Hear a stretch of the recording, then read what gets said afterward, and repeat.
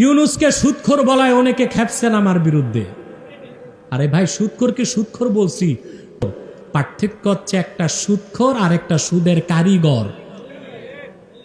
ইউনূস হচ্ছে সুদের কারিগর, সুদের শুধুমাত্র 10 বছরে 33 লক্ষ বাঙালিকে সে সুদখোর বানিয়েছে।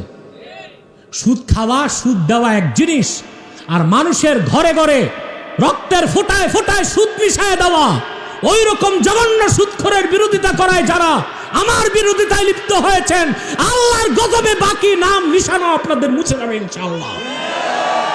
দিয়েছে এখন একজনের চেহারা খুব দেখা যায় টেলিভিশনে, বাংলাদেশের মহিলাদেরকে বিভৎস করার জন্য গ্রামে গঞ্জে সুদের মতো কবিরা গুনাহকে পৌঁছে দেওয়ার জন্য সবচেয়ে বড় অবদান যিনি রেখেছেন তার নাম হলো ডাক্তার ইউনূস। সুদ এত বেশি কোনো ব্যাংকে নাই যত বেশি গ্রামীণ ব্যাংকে, এবং এই সুদ দিয়ে তিনি মানুষের বাড়িঘর ভেঙে নিয়েছেন। এটার অসংখ্য নজির আছে।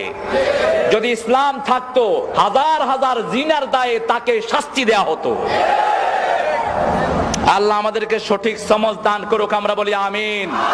আমার নবী বলেছেন, একটা কাজে সুদের খায় 42 বার মায়ের সাথে জিনার গুনাহ তার আমলনামায় ওঠে।